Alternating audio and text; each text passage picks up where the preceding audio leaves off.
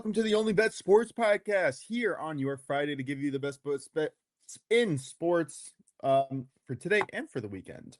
Just me for now. Hopefully, Drew will be able to join us in a little bit. But yeah, I guess I wanted to talk about opening day for the rest of the league. Really, quite impressive. Obviously, some of the bets didn't hit as well. Hopefully, that you were able to manage your bankroll a little bit.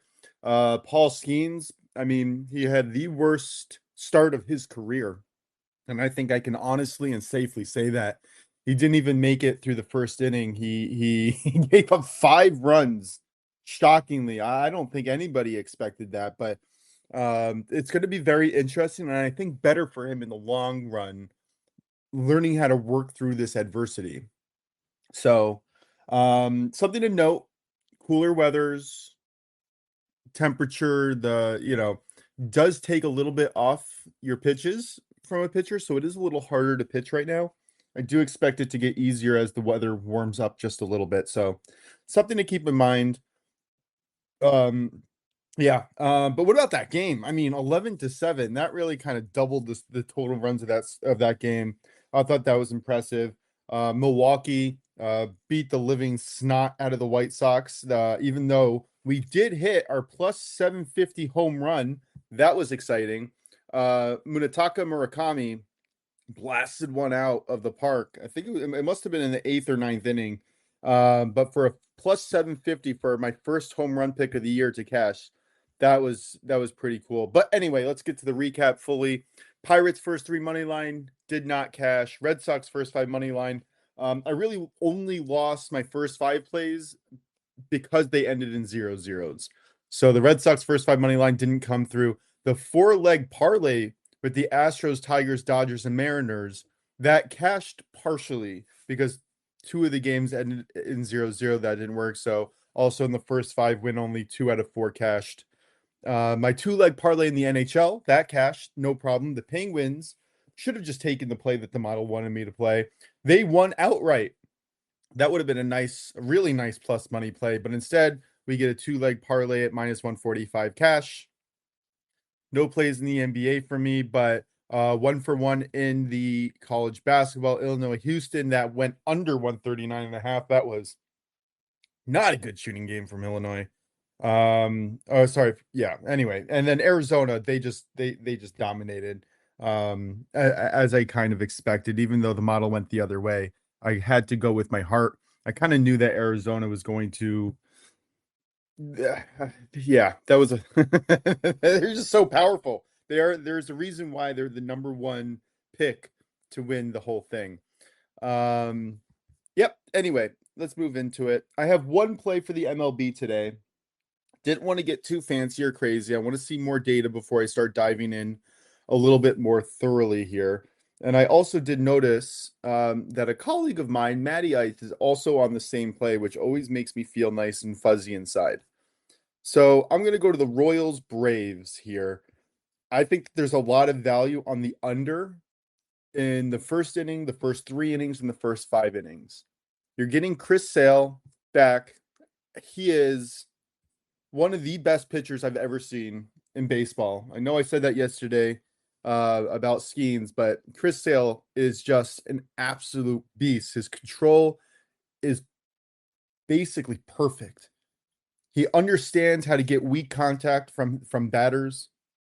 He has a decent ground ball rate. He has an insane whiff and strikeout rate. He really knows how to work the strike zone. I think that the ABS system is really going to benefit him a lot. Like I said before, the elite of the pitchers are going to get better and better with the ABS system. And then the pitchers who may have underlying control issues, right, they might struggle. If you can't hit the paint when you want to hit the paint, it's going to be rough.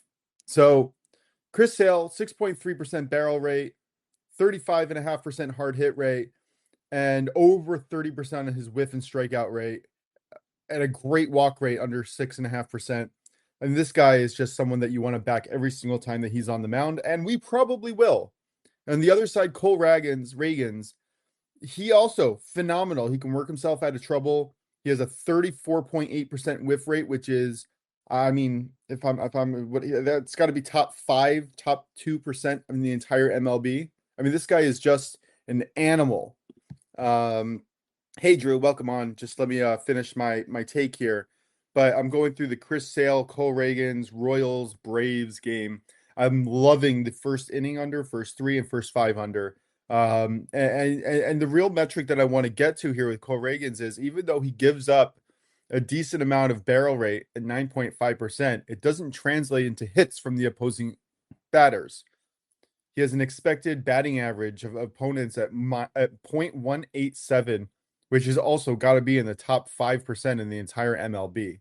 I mean, even Chris Sale, who is the ace of aces, his is only at 2.05. And that's also in the top 10% of all baseball. So you're going to give me the under no run first inning, the under in the first inning at minus 137. I'll take that any day. I understand why it's juiced. You have Acuna, who's an absolute animal who can definitely knock one in the park. That actually backfired against me in the World Baseball Classic, but I do think that there's value in the under here. If you wanted to go under 1.5 at plus 130 in the first three innings, I don't mind that at all. I'm just going to bite the juice in the first inning and take the under. Hey Drew, welcome in. Do you have any thoughts on that play specifically, or anything else? Reaction from yesterday, or something to look forward to today? Oh no, I like your play a lot because I think Cole Reagans and Sale are both pretty good pitchers. Of course, Sale, since he came back from injury, was absolutely amazing. And Cole Reagans, he had a really good year last year. He had a chance, I believe, for Cy Young. Kind of teetered a little bit, but he's a really good pitcher for contact. But takeaways yesterday, um, not much takeaways. I was surprised about. Um, I was surprised about Nebraska, I would say, losing. And then I was surprised how close Texas kept it and Houston losing as well. But for baseball, um, I noticed they're letting the top aces pitch deep. Some pitchers, they're doing weird because we saw it with Christopher Sanchez, saw it with Rick Scoble, we saw it with Yamamoto. They were and we see some pitchers only get to like 80 pitches. Like for some reason, Crochet, who usually pitches 7 innings, they only let him pitch eight shut. They only let him pitch like 6 shutout innings, and didn't even bring him out in the eighth when he had 80 pitches. So thought it was interesting. Oops, sorry, I had to find that mute button. Yeah, it was interesting, and we kind of talked about it a little bit yesterday. I didn't drive in the point hard enough, but a lot of variance at the beginning of the season. Nobody wants to burn their starters. If they're going okay and they're going well, they're much more likely to keep them going to see they want they want to start the season off right. They want to set the tone. They want their pitchers to start 5-6 innings at the very minimum, but they're also not going to push crazy into it like Paul Skeens. Take him out in the first inning, figure out what's mechanically wrong with his arm right now. Like clearly something was off. And work on it and get back out there the next time. Just don't push it if there's no need to. You don't want to ruin a pitcher's confidence in the first gosh darn game of the season. But yeah, I think that there was some surprising. I mean, Freddie Peralta, I know that you had the over on his outs. That was a tough lay. Just, they're not going to let them go past 80 pitches if they can help it. I feel Well, like I that's mean, the best. we saw Yamamoto go past that when it was told he wasn't going to. We saw Christopher Oh, yeah, but Sanchez. Yamamoto is a very old world classic ball player Oh, I who know, but it was told before the game his pitch limit was like 80, and they let him go to like 90 something. So it's been very sketchy and weird, and then will be right now. yeah, I would say Yamamoto is on a different level. I mean, we saw him go back-to-back games last season. Like this guy is in the playoffs last year. Like this guy is on another level. They just don't make him like pitchers Oh like no, him I anymore. agree. Ball I was just players. saying that's what the Yeah. manager said before the game that they're going to limit his pitches. Yeah. All right. Anyway, let's get in. Do you have any baseball plays for today? I'm looking through the slate. There wasn't a ton that really jumped out to me. I kind of leaned over in the Dodgers game, but I couldn't. just couldn't quite get there. Full disclosure, I did go out last night, so I didn't spend the appropriate time really going through all the bets that I normally do the night before. That's why if you were a premium subscriber, I didn't put out a play last night, but I was up early looking at them this morning, and just not a lot of plays that I really like today. I like tomorrow's slate a lot more. I did lean under actually in the Colorado Miami game. Not a lot of good offensive talent there, and I think that both pitchers could start the season hot and then slowly fade over the year. That's something that I'm looking for. I'm really interested to see how Alcantara progresses through this year. He did come back from injury last year and did not look the same. And I think that was also a massive contributor to why he didn't get traded over the offseason, because I know that he was a big name that people were looking at. But you also have Yossi Kikuchi for the Angels playing against Houston, Mike Burrows. That's going to be an interesting matchup. I can't believe that both. I mean, Kikuchi, I guess a little bit, but Burrows, I'm surprised that he is a number 2 rotation man for Houston. I think that you can see runs in that game as well. And then I'm very excited to see Framber Valdez pitch for Detroit against King. I think that's a phenomenal matchup. And one that I was actually leaning under on as well. But no official play. The only official play for me again is that Braves Royals game. Drew, what do you got for us today before we get into maybe a home run pick sprinkle each? Yeah, something I'll say about something that I noticed about Sandy is that when he did come back, um, I believe like yeah, he did come back around from injury. He struggled a little bit, but then he took I think like a little he took like a little break, and when he came back, he was just really dominant in his last like 7 or 8 starts. He would be pitching like 6, 7 innings. So I hope that carries on for him over to this season. Personally, because that'd be pretty cool to see because I like watching him pitch. But the only one that I like that I would say that I was looking at is I was personally looking at Cam Schlittler. His outs are at 14 and a half. That seems pretty low for him, I would think, personally, because I know Boone likes to generally have his starters at least go 5 innings. And we saw how good Cam Schlittler is, especially in the postseason, how he was in the regular season. He was really good, kind of like rookie last year. So I kind of like that. And then I was gonna pick that one or Robbie Ray over 15 and a half. I know the Giants. They're gonna need Robbie Ray to at least pitch into the 6th inning. Like we saw it happen multiple times. We saw Joe Ryan go out for one more out. They did it. I saw Logan Gilbert go out for one more out and just to get one more batter. So I can expect something that like that with Robbie Ray. So I'll go over 15 and a half outs for Robbie Ray at plus 100. And then I'll probably look to see how Cam Schlittler's pitching, and I might bet him live. But I don't really have interest in the other games because never know what we're gonna get with I guess some of those pitchers, and I'm not really getting Chris Sale props right now. So I was gonna see what his outs were, but they're not popping up. So yeah.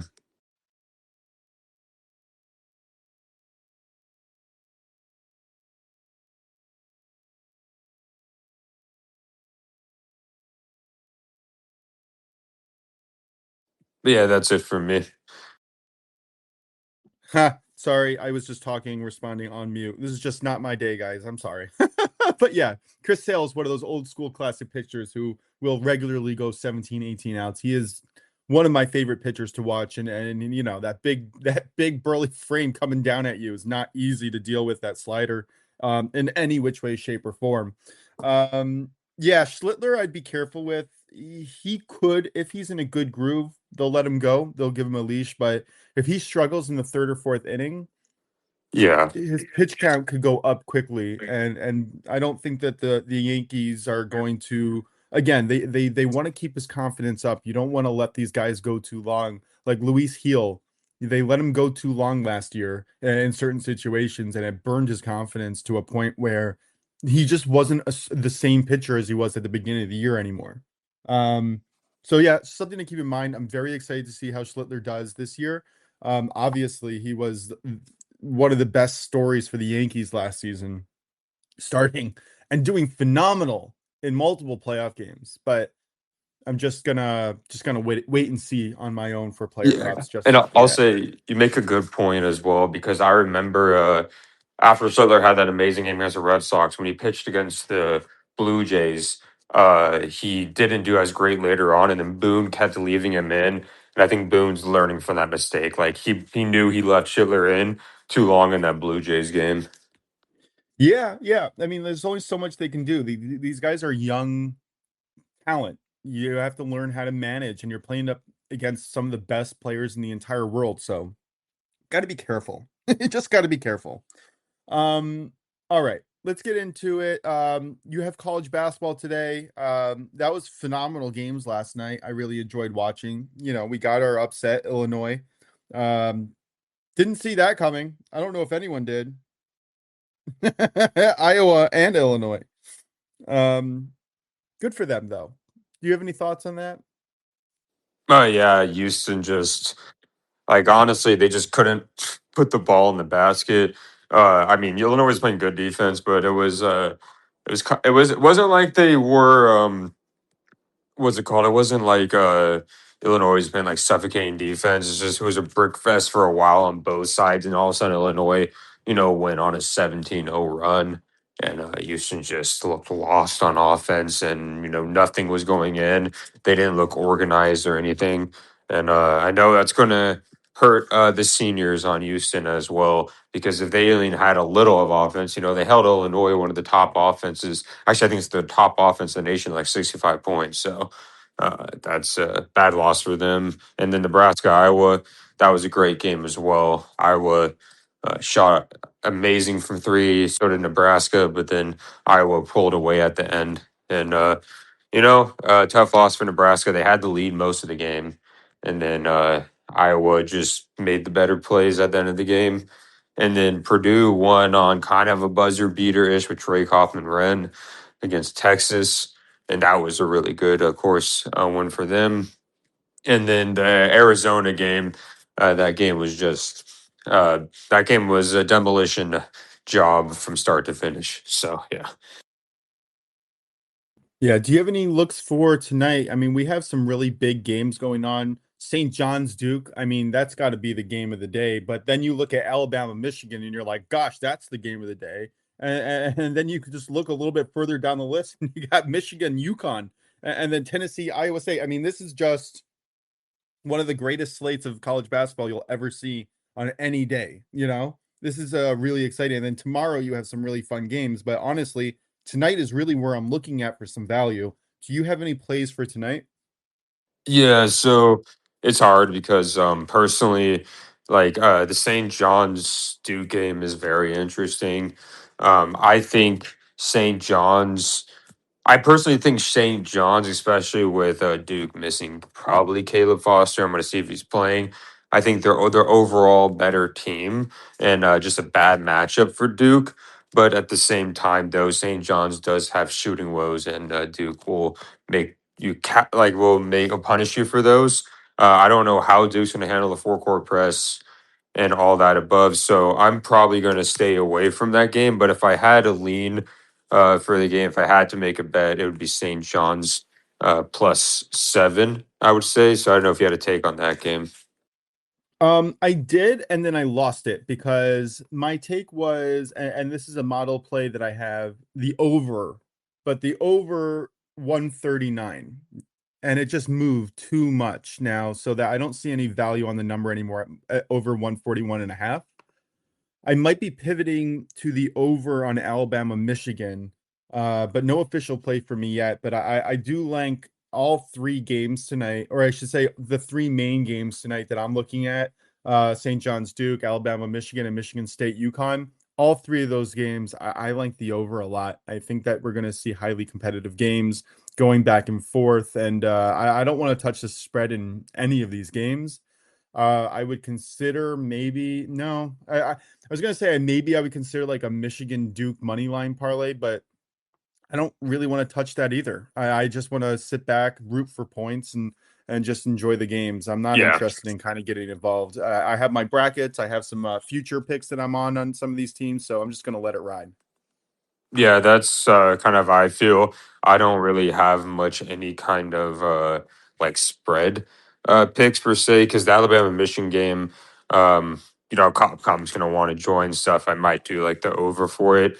The Michigan State Connecticut game, I'm kind of iffy on the Michigan State Connecticut side of things because I love Tom Izzo. You know, I have people that I know that are big Husky fans, and also I've seen Dan Hurley shine in the brightest moment here. So it's just hard to pick a side in that. And it's a good matchup. But the one that I would pick a side that I do like is Tennessee, Iowa State.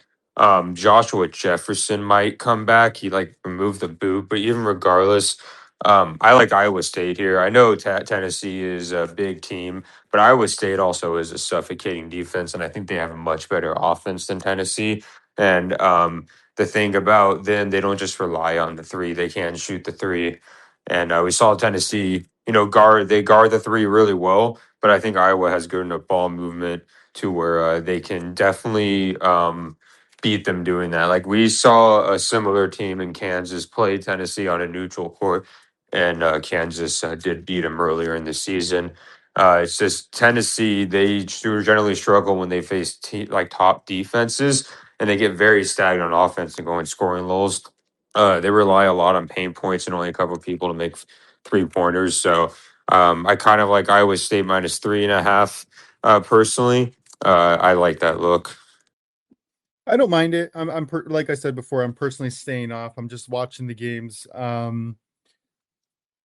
Yeah, I did take Tennessee plus 4.5 when I saw that the spread was just a little bit too out there. I might hedge now and just grab a middle position on there. I don't know. I had a question for you in the St. John's Duke game that I was just looking at. How do you feel about both teams to score over 65.5 at minus 120?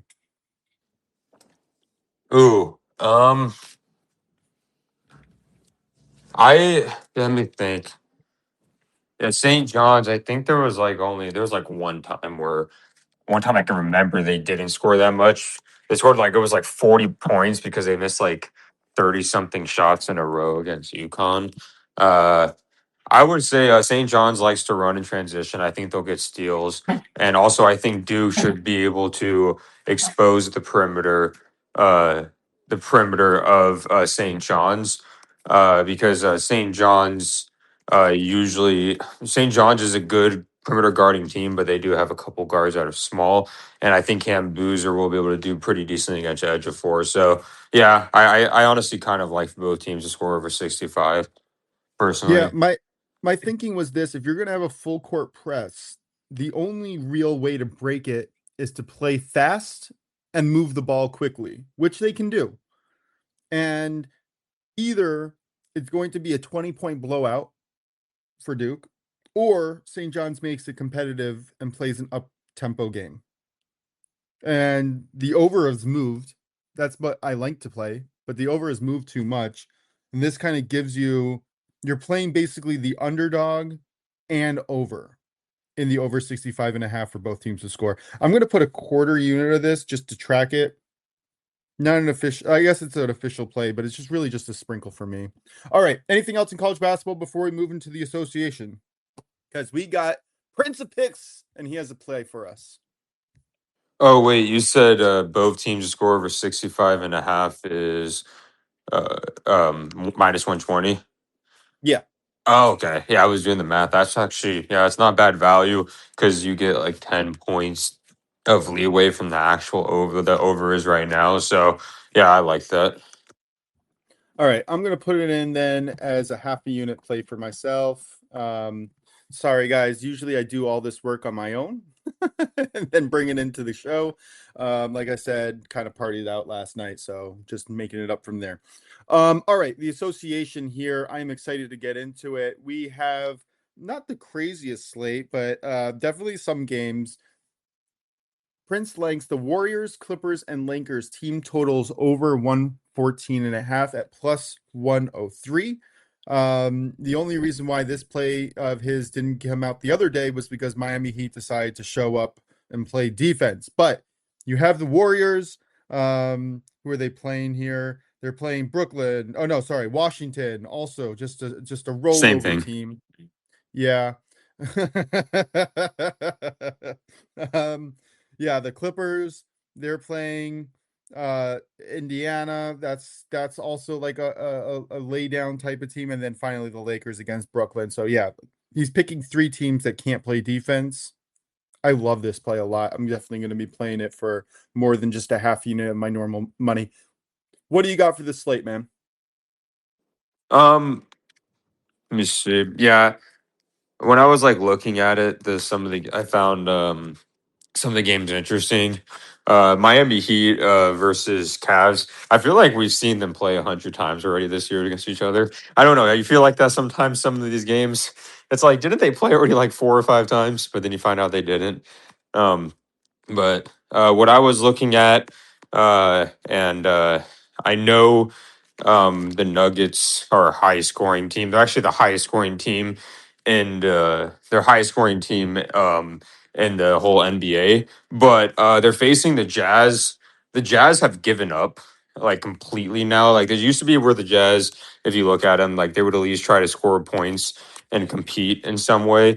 But with the Jazz, they've been kind of like just like, "Ah, I'm giving up." I've seen them sub out starters when games are close, personally. And when they face teams with competent defenses, they don't do as well. I know they've scored like 110 points, 127, 116, 128, 111. But the Nuggets actually have a pretty dang good defense.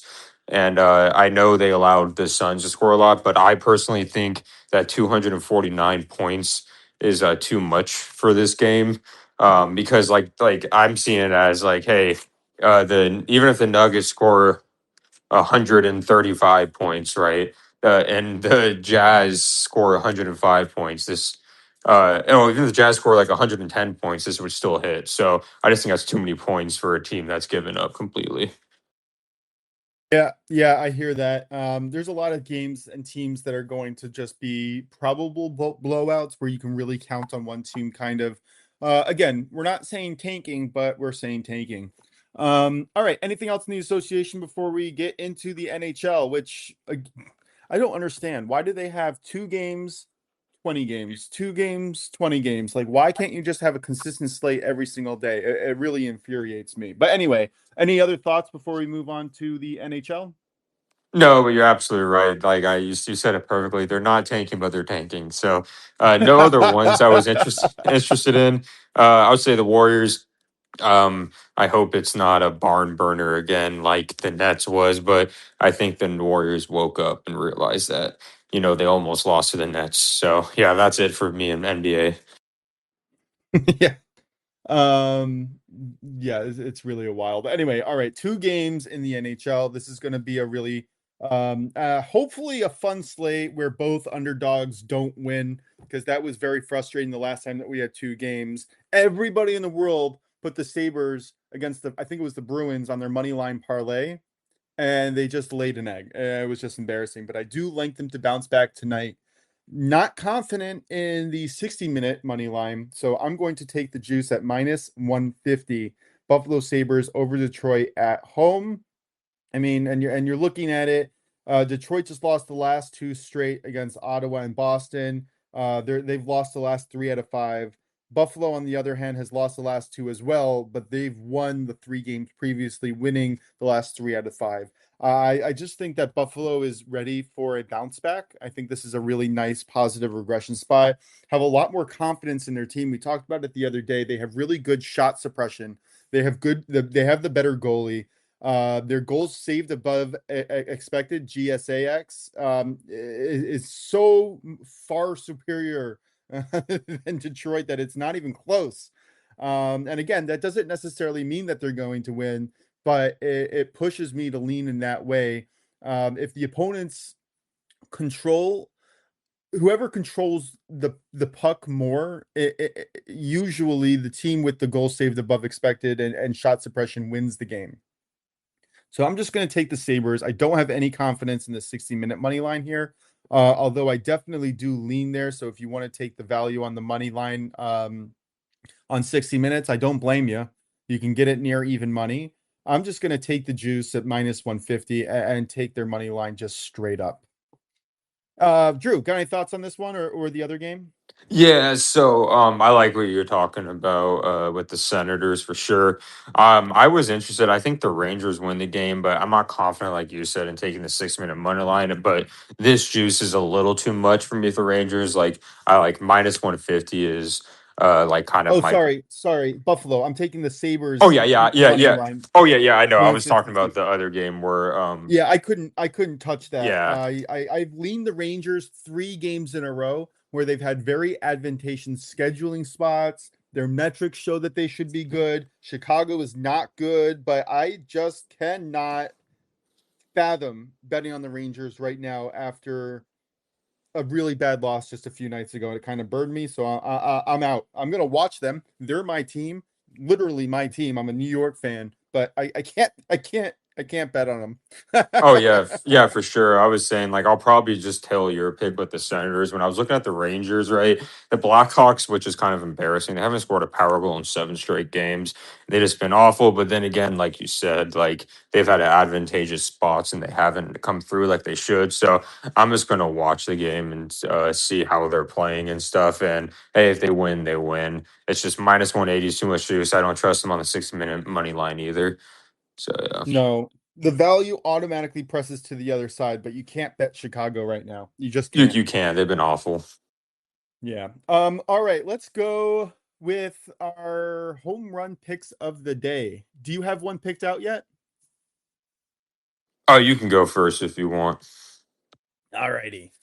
Now, we were talking about it a little earlier, and this is kind of why I mentioned him. I forgot to tease my pick for now, but also keep in mind, last year I hit about 1 in 4 of these. We hit our first one for plus 750 yesterday on opening day. So just tiny sprinkles, please. This is very hard to hit, especially at these numbers. But give me Hunter Goodman for Colorado. All right. I think that there's tremendous value on this number at plus 680. All right. So again, my goal, if I'm hitting 1 out of 4 of these, I need a number better than plus 400 to make this worth it for me. Hunter Goodman is facing Sandy Alcantara, and we've talked about it. All right. Not the same pitcher. Sure. Can he go late in innings? Okay. Sure, he might. But he has almost a 13% barrel rate. That's not going to cut it. And an average exit velocity of over 116 miles per hour. This is not a good recipe for giving up home runs at all. It's just not. This could be a very dangerous situation for him. And again, I do like him overall. Very interested to see how his season progresses.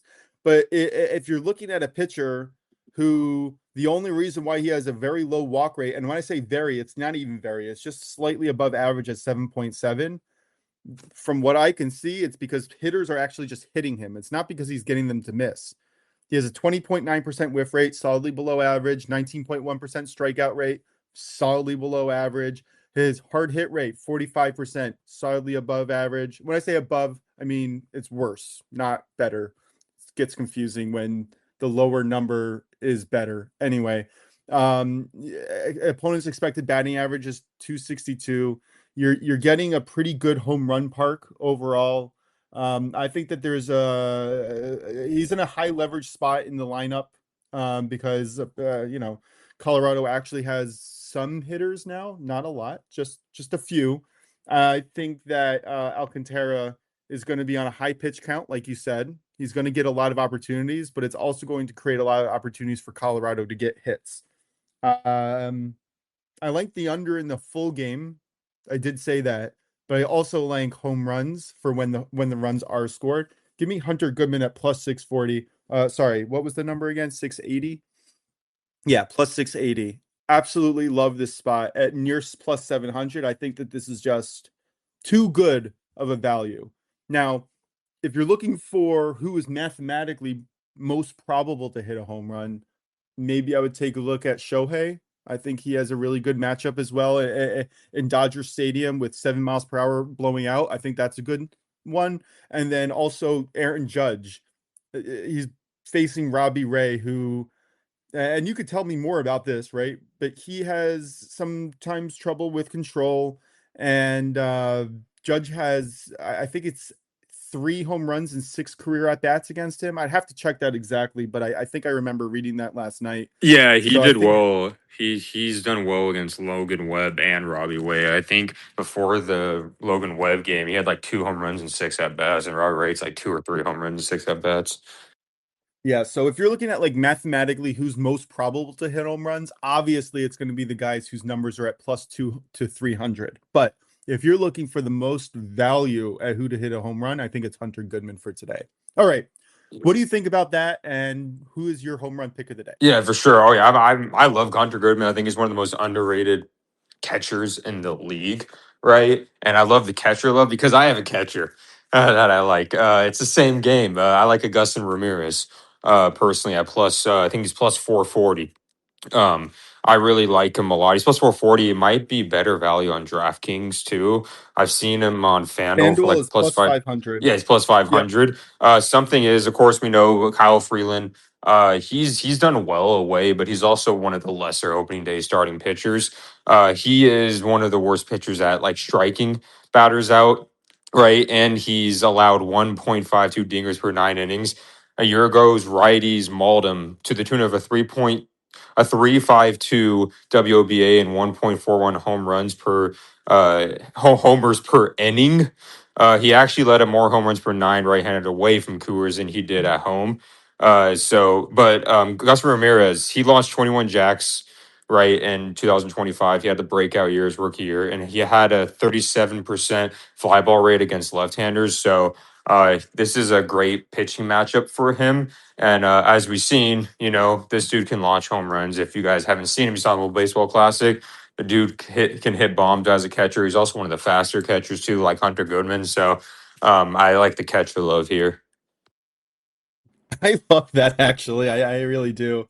That's good. That's good. I think that's a good pick. And It's a if Goodman you're pick. looking if you're looking at underlying metrics here, and you can take a look for yourself at Baseball Savant, that's a great site to look. The other site that I really like looking is Team Rankings to see individual stats. And when I say individual stats, I mean like team stats for individual, like no run first innings, and how many bullpen runs are let up or whatever it is. All the individual stats that you can be looking for the teams are on Team Rankings.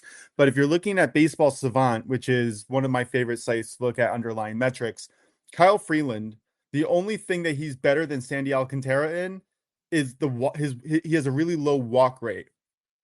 And it's the same reasoning that Sandy Alcantara has a low walk rate. And it's because hitters are getting to them before they can issue walks. Not a good way to lower your walk rate. That's not what you want to see. And if you see Kyle Freeland, he has 21% whiff rate, 17.5% strikeout rate. Like that's not going to work yourself out of trouble. His barrel rate and hard hit rate is solidly above average, 9 point, or I guess below average. Like I said, the higher number is worse. So 9.4% barrel rate, 47.3% hard hit rate. I will say that he can surprisingly go 4 or 5 innings pitching really well and then just collapse in the 6th inning, 7th inning, or whenever he starts to get tired over 75 pitches. So something to keep in mind if he pitches cleanly early, look for that control to go as the game moves on. He ruined a few first 5 bets for me last year and then just collapsed in the 6th inning. So just keep that in mind when you're looking at this. Don't be surprised if he pitches well in the beginning and then kind of like loosens up. All right. I do like that play. I like the fact that the catchers are in on it. I always said like if I was going to make it to the MLB, it would have been as a catcher just because nobody else wants to do it. So true. And it's funny you mentioned the Kyle Freeland stuff because they have actually his outs at around 14 and a half, which is interesting because he usually can. So his outs are minus 195 at over 14 and a half. So they don't know what they're going to get from, Kyle Freeland because you'll either get a good one, kind of like what you said, like you'll go 4 innings and then from then on, it's like, oh, what are we going to get from him? So because batters catch up to him because he doesn't really strike people out. So yeah. Yeah, the more times someone sees him in the lineup, the easier it is to get to him. Something else to keep in mind is he doesn't issue a lot of walks. He does issue a lot of base hits, especially when he's in cores. Now, this game isn't in cores, but Miami does have one of those stadiums that you can droop in hits. So you can see him giving up a lot of hits here and there. He just somehow seems to work himself out like a magician last year. Like you don't see the talent, you don't see the overall, the overwhelming strength in any which way, shape, or form, but he does figure out how to work himself out early, and it is fascinating to see.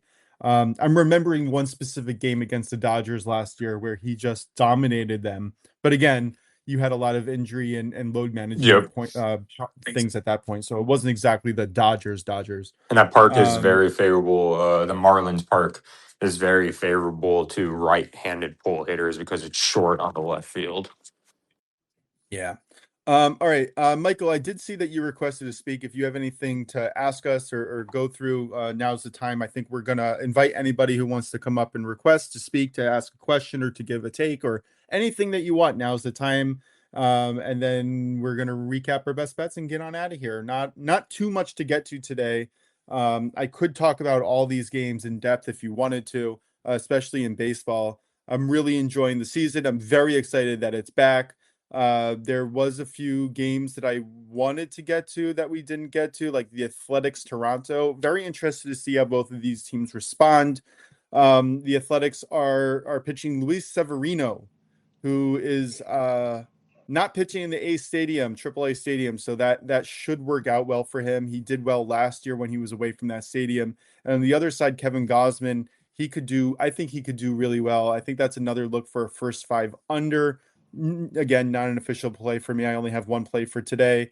I did talk about Detroit, San Diego a little bit. Did I mention that I like the over in Arizona Arizona LA? I don't think so. Yeah. Oh, well, I like the over there. I think they both have good hitting opportunities. Michael, what's up?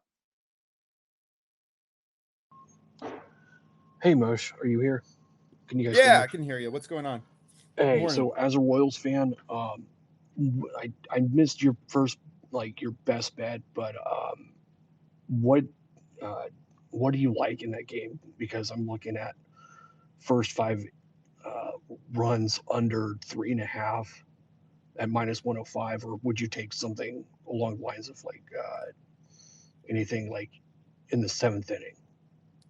Yeah, so I've talked about it before, especially at the earlier in the early season, earlier in the season. I don't like trusting the bullpen arms just yet.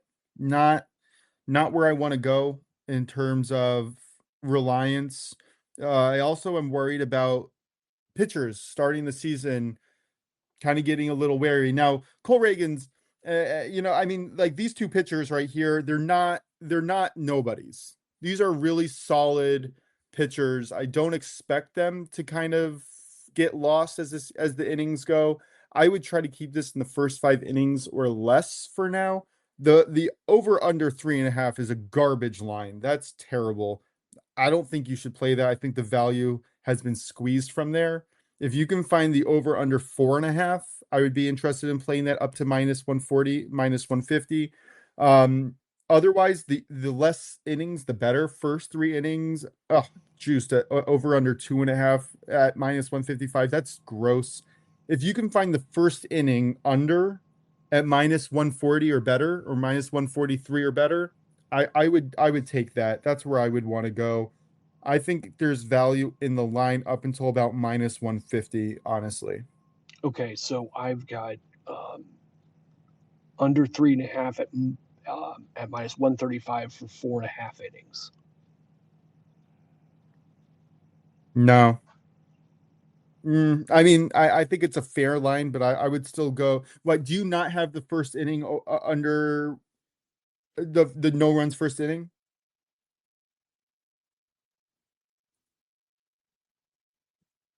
Yeah, hold on, let me get to it. It is I could have yeah, it's at -150 for no. I still like it there. I'd be interested to see what the line is if you can parlay the first 3 under 2.5 and the first inning no runs. I wonder if you can get that for about -125. I think that's a decent way to play it. You are adding more variable to it, but I mean, if there's no runs in the first inning, I'm willing to assume that both of these guys are grooving and they should be able to get through the first 3 innings with little to no runs, you know? So I can't parlay it. yeah, I would just take the bullet and play the -150 either on the first 3 under 2.5 or the first inning. I think that's where you should just go, or just stay away and wait for tomorrow for a better line. Okay. Never force anything. Just you could also just put like $1 on it just to track to see how it is for next time. I didn't find a lot of value in the MLB today. Like day one, you have all the superstars playing. All right, so it's very easy to kind of pick a star and be like, all right, I know who you are. I know I can trust you. I know what you're able to do. You've shown me consistently year in year out what you can and can't do. With these second tier starters in the rotation, it's a lot harder to do that. Never really sure what you're going to get. And the only reason why I like Reagans and Sales because they are the best pitchers I think on their team, or at least I don't know. Kansas City has a lot of good pitchers, but at least Chris Sale is an absolute ace I would say in Reagan every is. sense of the word. Yeah, Reagan's he's a top 1 or 2 at least. Although Valdez and King is interesting to me too. I just don't have enough consistency in them to really kind of go for it on that team. Either of those Okay. teams. Cool. Well, thanks for your help. I'll stay away. Yeah. All right. Yeah, no problem. That's always a smart play. No play is always a good play. It's never a bad idea. All right, Drew, why don't we recap with our best bets and we'll get on out of here. Sorry guys, maybe not my best day. But we'll be back Monday with a whole new slate and we get to recap our first weekend in baseball. So I'm excited to do that as well. All right, Drew, what do you got? Yeah, perfect. I have Robert Ray over 15.5 outs at +100. Nuggets Jazz under 248.5. I lose to -110. And then Augustin Ramirez home run at +500. Of course, for the home runs, guys, sprinkle on those. Just a little sprinkle, 0.1, 0.2 units, just to kind of have fun with it and have something to look out for, but definitely don't put a lot into it. I have Braves, Royals, no run first inning. I got this at -137 last night on FanDuel. My MLB home run sprinkle of the day is Hunter Goodman at +680. In the NHL, I have the Sabres money line -150 for a full unit. And in the NCAA, I have St. John's Duke, both teams to score 65.5 runs, -120, half a unit. All right. Thank you guys so much for tuning in. I appreciate all your time. We're having a lot of fun. We're almost at 4,000 downloads within our first 2 months of operation. So that's something exciting, something to keep an eye out. We will definitely let you know when we advance or progress to whatever the next stage of this is. But for now, go like us on Spotify, YouTube, anywhere you can find Apple, anywhere you can find us. And yeah, have a great weekend. Let's cash those tickets and have a good week. See you guys soon.